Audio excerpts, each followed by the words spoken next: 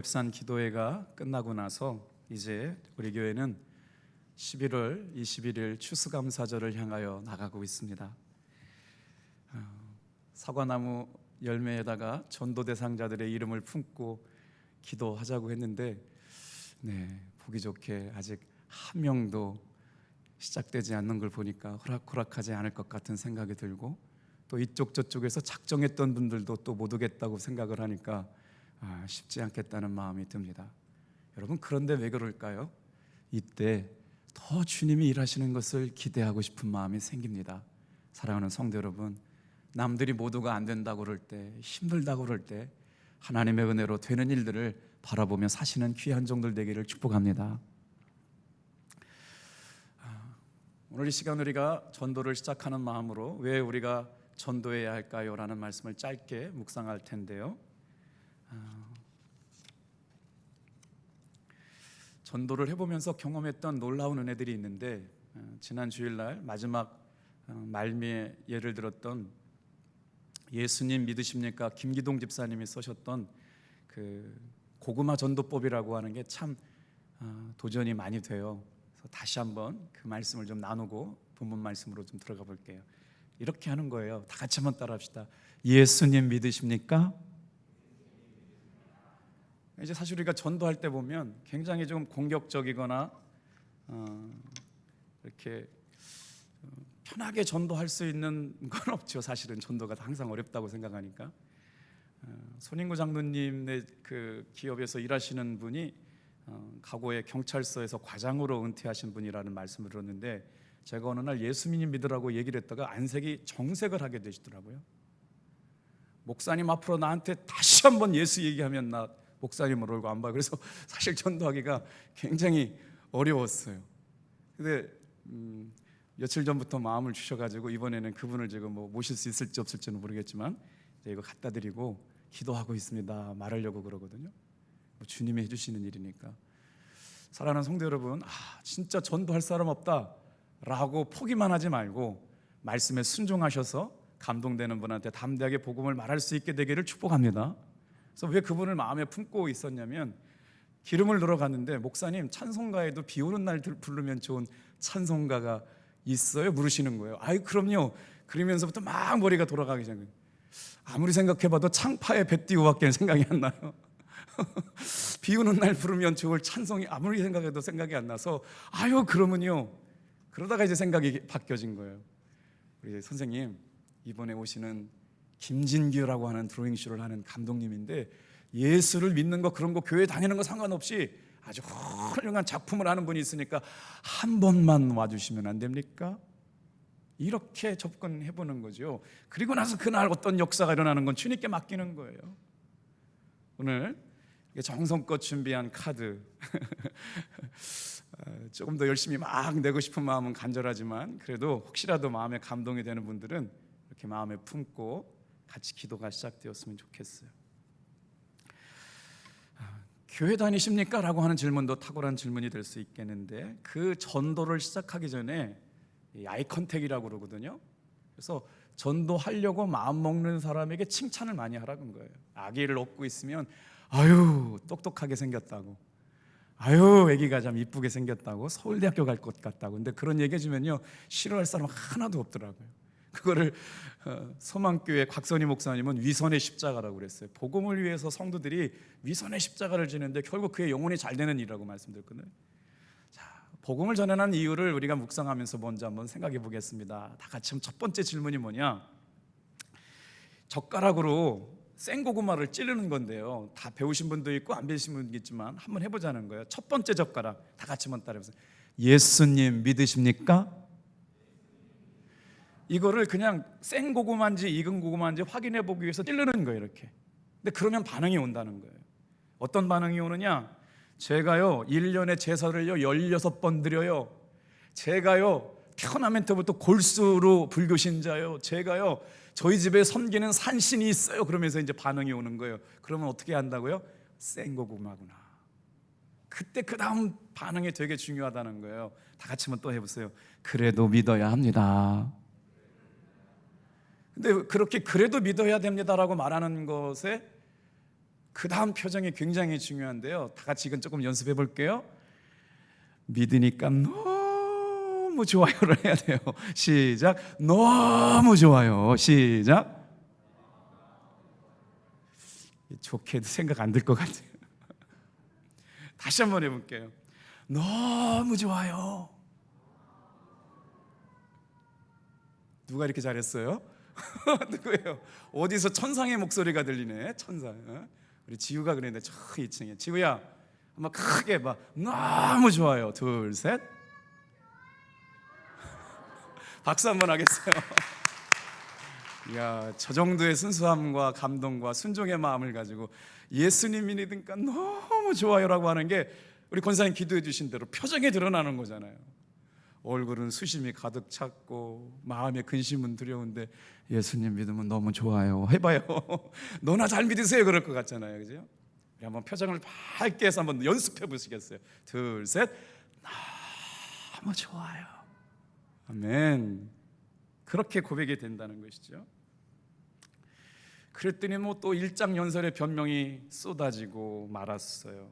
그래서 잊어버리고 살았죠. 근데 길 가다가 전도한 사람은 다시 만나게 되어 있어요. 그래서 두 번째 젓가락으로 찔러보라는 거예요. 다 같이 한번 따라합시다.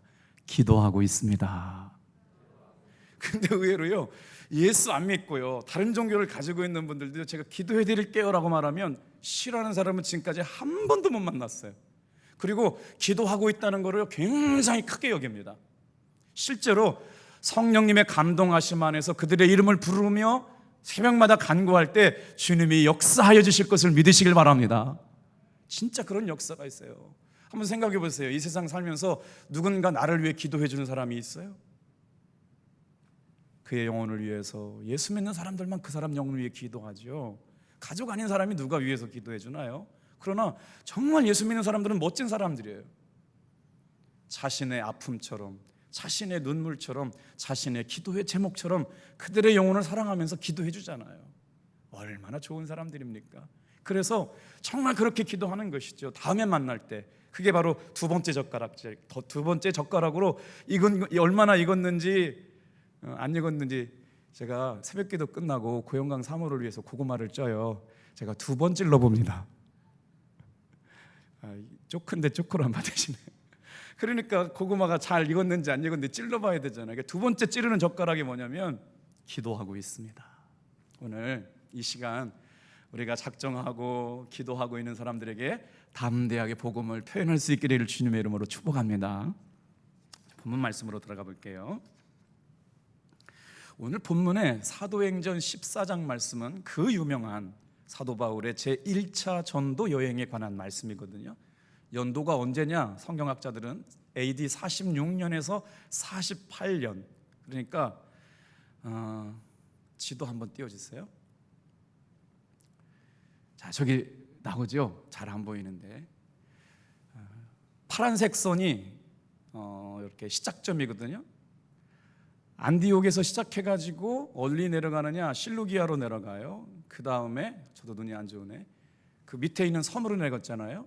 섬으로 갔다가 그 다음에 아탈리아로 갔다가 버가로 갔다가 안디옥으로 갔다가 이고니온으로 갔다가 지금 14장 1절 말씀 14장 1절 말씀이 어디예요? 지금 1절부터 8절 바울의 전도 여행 1차 여행 가운데 1절부터 8절의 말씀이 나오는 지역이 이고니온 지역이에요. 그 다음에 9절부터 20절까지 나오는 지역이 루스드라 지역에서 생겨난 이야기라고 하는 거예요. 그러니까 더베까지 가서 복음을 전했는데 1차 전도 여행 가운데 가장 중요한 핵심 한번 말씀을 드렸잖아요. 여기서 사도 바울과 바나바의 전도 여행자들이 어디로 가면 처음으로 시작했던 비시디 안디옥으로 돌아갈 수 있는가? 오른쪽으로 돌아가면 금방 갈 수 있었어요.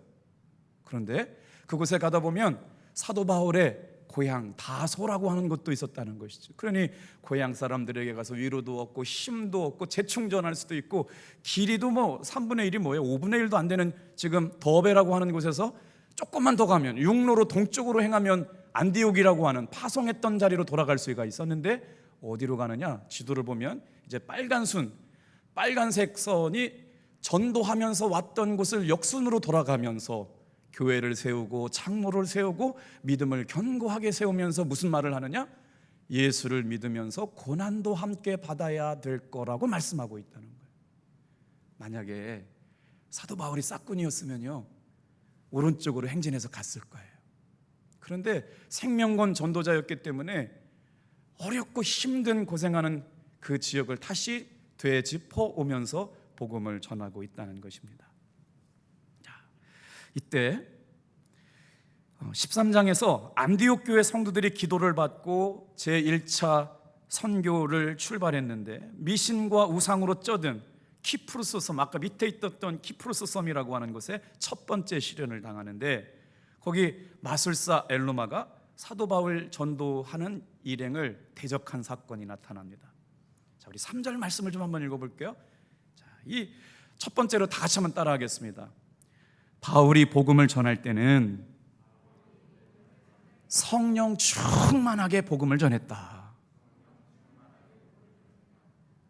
오늘 김동국 장로님 옆에 앞에 계시지만 이건호 성도님이라고 하는 분이 그 무서운 몹쓸병에 걸려가지고 큰 낙심 가운데 있다가 천주교에서 개신교로 개종을 할 때 우리 장로님이 전도를 하셨거든요.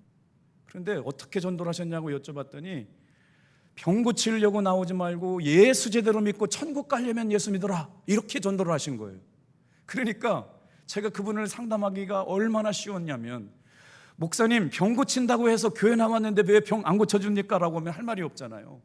그런데 이분이 개신교로 개종을 해서 올 때는 예수를 믿음으로 진짜 영혼이 구원받는 진리를 깨달음으로 말미암아 나는 오늘 밤 죽어도 천국에 갈 수 있습니다 라고 하는 믿음을 갖고 왔기 때문에 날마다 감사하고 있어요. 저 새벽기도 나올지 진짜 몰랐거든요. 그래서 오늘도 죽고도 천국에 갈 수 있다는 믿음을 가지고 아내까지 10년 넘게 천주교에 다닌 사람들까지 새긴 우상을 만들지 말라고 그랬는데, 성당에 가봤더니 자꾸 성모 마리아한테 절하는 것이 마음에 늘 부담이었다는 거예요. 그리고 나서 한 사람의 전도로 말미암아 인생이 바뀌고 새벽을 깨우고 어느 날 갑자기 11조를 하시면서 내 삶의 주인이 예수님이십니다, 오늘 밤 천국 가도 내 영혼은 천국 갈 수 있습니다 라고 하는 믿음의 고백 가운데 여기까지 오게 된 역사가 있었거든요. 그러니까 사도 바울이 지금 복음을 말할 때 어떻게 전도했느냐? 오늘 여러분 두려워하지 말고 이 믿음이 저와 여러분의 믿음 되기를 축복합니다. 3절 같이 한번 읽어볼게요. 시작. 두 사도가 오래 있어 주를 힘입어 담대히 말하니 주께서 그들의 손으로 표적과 기사를 행하게 하여 주사 자기 은혜의 말씀을 증언하시니. 저는 이 말씀을, 로마서에도 이 말씀이 똑같이 나와요. 사도 바울이 복음을 전할 때 기사와 표적이 나타나게 하셨다. 사랑하는 성도 여러분, 우리 호렙산 기간에 어떻게 고백할 줄 모르지만 하나님께서는 깊이 만나주시고 뜨겁게 만나주시고 놀랍게 만나주신 줄로 믿습니다. 근데 사도 바울이 지금 복음을 전하는데 어떤 역사가 일어났어요? 여러분, 똑같은 말씀인데 말씀을 읽을 때 막 힘이 들어오는 말씀이 있어요. 믿음이 생기는 말씀이 있어요. 이런 말씀이에요. 다 같이 한번 따라합시다. 주를 힘입어 담대히 말하니. 그랬더니 어떤 역사가 나타나느냐? 그들의 손으로 표적과 기사가 역사로 일어나는 일들이 일어났다는 거예요. 오늘 이 밤에 영상으로 예배 보는 사랑하는 성도 여러분, 삶의 두려움과 고난과 염려와 불안 속에서 담대하게 선포하시기를 주님의 이름으로 축복합니다. 어떻게 해요? 그랬더니 그들의 손으로 표적과 기사가 나타나게 하셨대요. 그리고 나서 오늘 사실은 8절부터 15절까지 말씀을 서원으로 설명을 해주려고 그러는데 위에 말씀을 진도를 못 나갔어요. 왜? 너무 말씀이 좋아가지고. 그 다음에 나온 말씀 좀 볼게요. 다 같이 한번 따라합시다. 자기의 은혜의 말씀을 증언하시니. 신앙생활이 어떤 사람이 강해지던가요? 아버지가 만난 하나님, 어머니가 만난 하나님, 날마다 그 얘기만 하는 사람은 신앙 바로 설 수가 없습니다. 자기가 만난, 자기가 경험한, 자기가 체험한 하나님의 은혜의 말씀을 증거할 때 힘이 생기고 생명력이 일어날 줄로 믿습니다. 그래서 왜 우리가 전도를 해야 되느냐? 전도를 해본 사람 앞에서 영혼이 구원받고 전도되고 돌아오는 사람을 경험해요. 하나님의 선물이라고 하는 전도지를 그냥 갖고 5분만 그대로 따라가면서 읽어봐 주세요. 제가 수없이 경험했거든요. 정말 눈물을 그 자리에 뚝뚝뚝뚝뚝 흘리고요, 회개하고 돌아오는 복음의 탄성이 터지는 경험을 해본 사람이면 정말 예수님 안에서 영혼이 구원받는 게 이런 거구나 라고 하는 걸 경험하게 돼요. 그래서 오늘 다른 말씀도 다 중요하지만 다 같이 한번 따라합시다. 자기에게 은혜의 말씀을 주신 것을 증언했다. 오늘 나는 이런 은혜를 경험하고 있나? 교회는 오래 다닌 것 같고 신앙생활은 오래 한 것 같은데 자기에게 주신 은혜의 말씀을 가지고 증언하게 되었다. 여러분, 그래서요, 믿음으로 표현해야 여러분 확증되는 줄로 믿습니다. 받은 은혜가 아무리 큰데 믿음으로 표현하지 않고 감사로 표현하지 않으면 이게 구체적으로 확증되지 않아요. 오늘 말씀을 보세요. 자기 은혜의 말씀을 증언하였다. 바나바와 바울은 은혜의 말씀을 증언하고 있습니다. 자, 그래서 복음을 전하는 전도자의 마음이 어떻게 해야 되느냐? 염려하고 될까 의심이 되고 걱정이 되지요. 이 사람 과연 무슨 일이 일어날까 항상 그렇습니다. 그런데 성령의 충만함이 임하고 나니까 어떤 역사가 일어나요? 담대함이 찾아왔어요. 하나님이 주시는 감동 따라 전하는 일들이 일어났다는 것이죠. 오늘 이 자리에 나와 있는 사랑하는 성도 여러분, 전도할 때 성령의 충만함으로 말할 수 있기를 축복합니다. 그래서 왜 우리가 전도해야 될까를 묵상해 봤거든요. 그랬더니 전도자들에게 이런 루틴이 있어요. 다 같이 한번 따라해 보세요. 나가면 있고 안 나가면 없다. 웨슬리 전도학교의 어떤 슬로건과도 같은 말씀인데, 전도하려고 마음 먹고 순종해서 전도를 나가면 있어요. 그런데 비도 오는데 눈도 오는데 오늘은 바쁜데 힘든데 지쳤는데 라고 안 나가면 전도할 수 있는 사람을 만날 수가 없어요. 강원랜드에 있는 약국에 가시면, 혹시 강원랜드 가셔보시면 아시겠지만 강원랜드 약국이 딱 하나밖에 없어요. 중앙대학교 약대를 나와가지고요, 그 약사님이 태백에서 공부 잘해가지고 중앙대, 그 시골에서는 중앙대 약대 갈 만한 실력들이 못 되는데 약대를 졸업해가지고요 아주 프라이드가 대단했어요. 대학에 들어가가지고 교회 청년 오빠네 집에서 형네 집에서 살았대요. 그러니까 같이 올 수가 없어서. 그래서 내비게이터라고 하는 선교회에 들어갔는데 너무 젊은 날에 성경을 암송하고 전도하고 뭐 이런 훈련이 너무나도 지쳐가지고 대학을 졸업하고 약사가 돼서는 어떻게 되느냐? 안티기독교인이 된 거예요. 어디에서 실망했냐면 예수 믿는 사람들이 예수 믿는 예수의 정신 갖고 살지 않아서 저렇게 예수 믿을 바에는 나 예수 안 믿겠다고 그러고 안티기독교인이 되고 나서 참 사람은 관심 가는 대로 가게 살 수밖에 없나 봐요. 그리고 나서부터 그때부터 돈을 들여서 책을 사는데 무슨 책을 사냐면 안티 기독교 서적을 사는 거예요. 제가 신학을 거의 몇 년을 공부했어요. 10년을 넘게 공부했는데 기독교 죄악사라고 하는 책이 있는지도 몰랐어요. 그런데 그 약사님이 공부를 잘하니까 기독교 죄악사, 왜 나는 예수를 믿지 않는가? 버틀란트 러셀이라는 사람 때문에 예수님을 떠난 사람들이 수도 없는 지성인들이 예수를 떠났거든요. 그거 읽다 보면 정말 그럴 것 같아요. 근데 그 약사도 마찬가지였어요. 내가 예수를 믿지 않는 이는, 목사님 이런 책 읽어보셨어요? 기독교 죄악사라는 책을 보여주면서 여기에 루터의 제 어마어마한 잘못들을 막 역사적으로 딱 정리해 놨어요. 저도 그래서 1권, 2권, 3권을 다 샀어요. 잘 안 읽어요. 그거 읽으면요 자꾸 시험 들어가지고 안 읽어요. 죄악을 묵상하면 자꾸 죄악만 생각하지만 은혜를 묵상해야 은혜가 임한 줄 믿습니다. 그러니까 안티기독교에 대한 생각만 하니까 막 한 달에 책을 수십 권을 읽는데, 진짜 수십 권을 읽는데 안티기독교 서적만 읽는 거예요. 막 도울 이런 사람들 책 읽고. 비 맞으면서 전도하러 올라갔는데요, 제가 강원랜드 앞에서 전도하겠다고 마음먹은 이후부터는 그 약속을 지켰어요. 그분한테 전도하러 갔는데 얼마나 지식이 정리가 잘 되어 있는지, 예수님 믿으라고 그러면 제가 한마디 떼려면 10마디가 오고, 그래도 뭐 얘기하려고 그러면 또 한 20마디가 오고, 뭘 이렇게 전도를 해야 되는데 너무 아는 게 많고 똑똑해가지고 한마디도 못하고 나왔어요. 그리고 나서 제가 그날 오늘처럼 비가 와가지고 강원랜드에서 집까지 걸어오려면 한 20분 걸리는데 우산 쓰고 내려오는 길에 비가 추적추적 내리더라고요. 저런 사람들을 복음으로 케어시키든지 지식으로 케어시켜야, 야, 강원랜드 약사가 예수 믿었다라고 해야 뭐 전도도 되고 간증도 되는데, 전도하러 갔다가 창피만 당하고 내려오면 배추 장사를 해야 될까, 호떡 장사를 해야 되는데 죄송해요. 호떡 장사도 아무나 하나요? 배추 장사도 아무나 하나요? 그 비 맞으면서 진짜로 눈물을 흘리면서 내려왔어요. 제가 몇 번 간증했잖아요. 그런데 저는 실패했지만요, 그의 아내는 우리 교회 4년 동안 잘 다녔어요. 할렐루야. 이렇게 감격스러운 이야기. 너무너무 재밌는 거예요. 저는 실패하고 비 맞으면서 참 이렇게 부족한 종이라고 생각하고 내려왔는데, 제가 그렇게 얼굴이 빨개져가지고 전도도 못하고 그냥 거기서 예수 믿으라고 하는 내용 듣다가 내려오는 그 모습을 보고 나서 그분이 그렇게 생각했대요. 저의 연약함과 저의 실패를 보고 아직도 타락하지 않는 목사가 있는 것 같다. 아내를 예수 믿게 하고 싶었는데, 진짜 교회를 다니고 싶은데 저 교회 다니면 좋겠다고 생각을 해가지고요, 실제로 교회 나와서 예수님 잘 믿고 집사님이 된 줄로 믿습니다. 아멘. 나의 전도의 실패가 주님의 승리일 수 있었어요. 그래서 다 같이 한번 따라합시다. 복음을 전하면 반드시 믿는 자가 있다. 왜 우리가 전도해야 된다고요? 전도에 미련한 것으로 이야기했어요.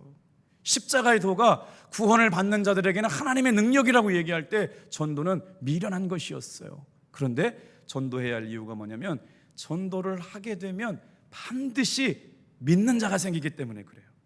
자, 오늘 1절 말씀을 좀 한번 가볼게요. 같이 읽겠습니다. 시작. 이에 이고니온에서 두 사도가 함께 유대인의 회당에 들어가 말하니 유대와 헬라인의 허다한 무리가 믿더라. 여기서 사도 바울이 회당에 전도하러 간 이유가 있어요.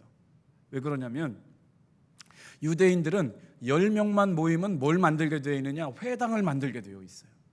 그러니까 여기에는 지금 한 10명 정도 모이는 사람들이 유대인의 회당을 만들었다라고 하는 것이죠. 대단한 거예요. 공동체가 생기는 거예요. 거기에는 그러니까 유대인과 헬라 사람들이 모여가지고 있는 그 자리에 가서 사도 바울이 복음을 전한 거지. 근데 오늘 8절 말씀에 보니까 이제 이고니온인에서 복음을 전하다가 어떤 일들이 일어나요? 세상에 5절도 한번 읽어볼게요. 1절부터 8절이 1차 전도 여행 가운데 이고니온이라고 하는 곳에서 일어났던 바울의 전도 여행인데, 왜 갑자기 루스드라로 내려오게 되었느냐? 세상에 유대인과 헬라인들이 복음에 관심 갖는 걸 보고 유대 사람들이 사도 바울과 바나바를 돌을 들어가지고 때려 죽이려고 그랬어요. 진짜 이 전도자의 삶이 그래요. 5절 같이 한번 읽을게요. 시작. 이방인과 유대인과 그 관리들이 두 사도를 모욕하여 돌로 치려고 달려드니. 사랑하는 성도 여러분, 복음을 전할 때는 반드시 믿는 자가 따라온다는 것을 믿고 전도하시길 바랍니다. 때를 얻든지 못 얻든지 전도할 이유가 있는데, 그런데 오늘 우리가 전도할 이유에 힘을 실어주는 말씀이 4절에 나오더라고요. 우리 4절 말씀 좀 읽어볼게요. 복음을 전할 이유, 자기의 하나님의 은혜 가운데 자기가 경험한 은혜의 말씀을 증거했어요. 성령 충만함 가운데 담대하게 주를 힘입어 말했더니 4절 말씀 좀 보세요. 왜 우리가 담대하게 복음을 전해야 되느냐? 시작. 그 시내의 무리가 나뉘어 유대인을 따르는 자도 있고 두 사도를 따르는 자도 있는지라. 아멘이세요? 맞아요. 우리가 담대하게 복음을 전하면 어떤 역사가 일어나느냐? 여러분, 거기는 복음의 불모지였어요. 복음의 씨앗이 선포되는 것이 없던 지역이었거든요. 사도 바울과 바나바를 통해서 복음을 전했더니 유대인과 헬라인 사람들 가운데 그들이 전한 복음을 듣고 따라오는 사람들이 생겨나기 시작했다.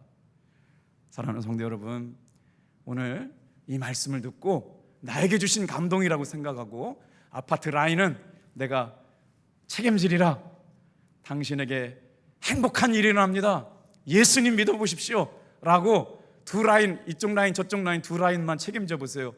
그곳에서 담대하게 복음을 전할 때 예수 믿는 역사가 일어날 줄로 믿습니다.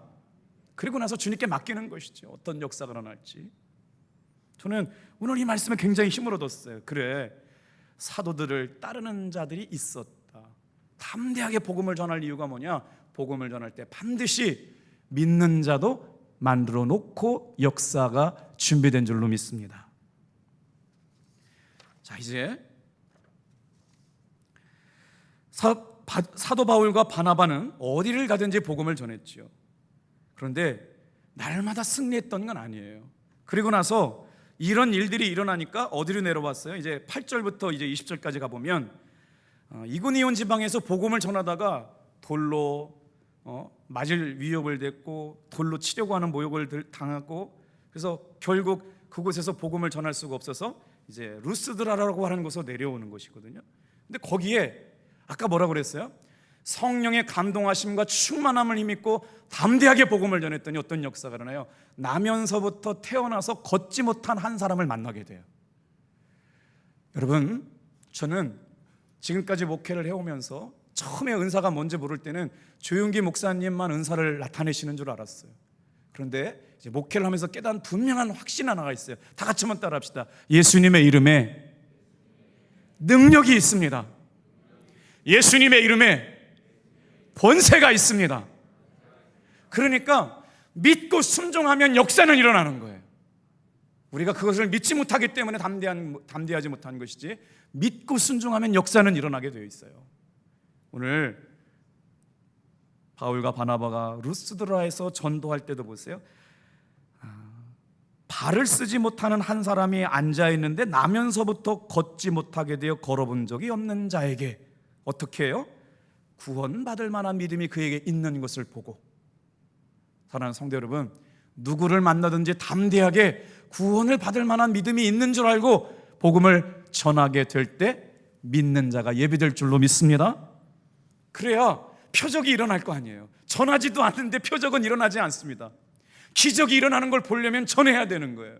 그래서 때를 얻든지 못 얻든지 담대하게 복음을 전할 수 있게 되길 바랍니다. 저는 이 말씀이 좀 마음에 사모가 돼요. 그래, 사도 바울이 가는 곳마다 자기에게 주신 은혜의 말씀을 증언하고 가는 곳마다 복음이 선포될 때 믿게 하시려고 준비된 사람을 남겨두셨을 뿐만 아니라 복음을 전할 때마다 믿는 사람이 허다한 무리가 믿더라고 1절에 말씀하고 있는 것처럼, 그리고 두 사도를 따르는 자를 남겨두셨다, 준비해 놓으셨다. 다 같이 한번 따라합시다. 전도를 나가면 두 가지 반응이에요.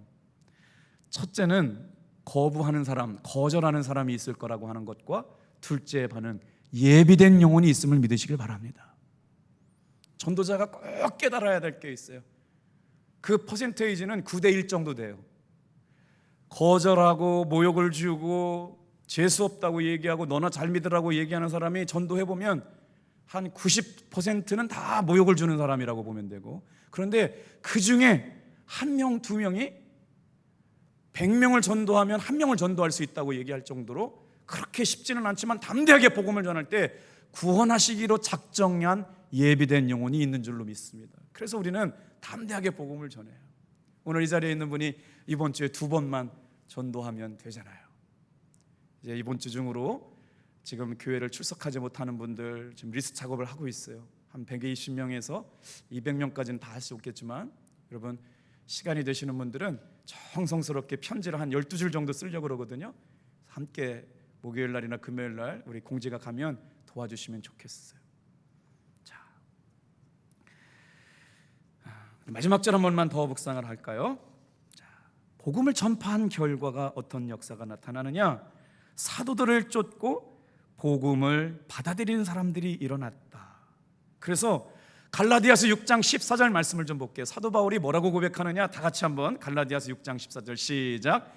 그러나 내게는 우리 주 예수 그리스도의 십자가밖에는 자랑할 것이 아무것도 없습니다. 결과는 주님 앞에 맡겨놓고 놀랍게 순종해가면서, 여러분 19절 좀 한번 읽어볼게요. 복음을 전하다가요, 이고니온에서 도망 나왔잖아요. 피해서 루스드라로 내려왔거든요. 그랬더니 루스드라에서도 박해가 있어요. 핍박이 있어요. 얼마나 핍박을 했느냐? 성경학자에 따라서는 사도 바울이 맞아서 죽었다라고 표현했어요. 같이 읽어볼게요. 오늘 19절이거든요. 시작. 안디옥과 이고니온에서 와서 무리를 충동하니 그들이 돌로 바울을 쳐서 죽은 줄로 알고 시외로 끌어다가 내쳤다. 무슨 말이냐면 안디옥에서 온 사람들이 언제예요? 지금 지리적으로 42km 떨어져 있어요. 안디옥에서 누구를 찾아왔어요? 이고니온까지 17km라고 그래요.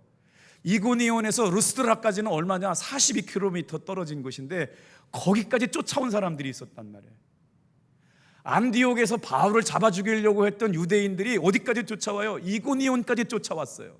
거기서 돌에 맞아 죽으려고 모욕을 주니까 할 수 없이 루스드라로 내려왔는데 안디옥에서부터 루스드라까지는 42km 정도예요.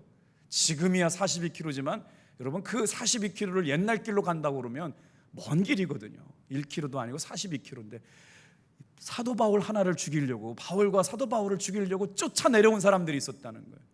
여러분 여기 은혜가 있지 않습니까? 아무런 위협과 협박과 살해 위협에도 돌에 맞는 것도 지금 보면 현재 완료형으로 써 있어요. 무리가 와서 충동하니 그들이 사도 바울을 돌로 쳐서 죽은 줄 알았어요. 영어 성경에는 현재 이렇게 과거 완료로 써 있어요. 마치 죽었기 때문에 갖다가 시체로 버렸다는 얘기거든요. 돌에 맞아가지고요 죽은 것처럼 있었기 때문에 시체 버리는 것처럼 끌고 나서 시외 밖으로 버렸다는 말씀이에요. 얼마나 고난이 심했겠어요. 핍박이 심했겠어요. 전도하다가 돌에 맞아 기절하고 죽는 것 같은 자리에 있음에도 불구하고 포기하지 않았다. 여러분 포기하지 않으면 열매를 맺게 하실 줄로 믿습니다. 오늘 이 저녁에 그래서 27절 한번 또 읽어볼게요. 27절 시작. 그들이 이르러 교회를 모아 하나님이 함께 행하신 모든 일과 이방인들에게 믿음의 문을 여신 것을 보고하고 제자들과 함께 오래 있으니라. 22절 제자들에게 복음을 전하게 될 때 환난도 함께 당해야 될 것을 말씀하시고 결론적으로 사도 바울의 1차 전도 여행 선교 보고서를 보내요. 선교 보고서가 노력했지만 실패로 끝나나요? 하나님께서 역사하셨다고 보고되나요? 한번 보세요. 27절 다 같이 한번 따라합시다. 하나님이 함께 행하신 모든 일. 아멘. 그리고 나서 무슨 일이에요? 이방인들에게 믿음의 문을 열어주셨다. 성도 여러분, 성령 충만하게 복음을 전하면 이방인들에게 복음의 문이 열렸듯이 오늘 이 당진 지역에도 복음의 문이 열리게 될 줄로 믿습니다. 어떤 사람이 얼마나 올지는 모르겠지만 우리가 이 믿음을 가지고 기도했으면 좋겠어요. 하나님이 함께 행하신 일, 아멘. 이방인들의 믿음의 문을 열어주신 일, 이 일이 우리 가운데 일어나기를 소망해 봅니다. 기도하겠습니다.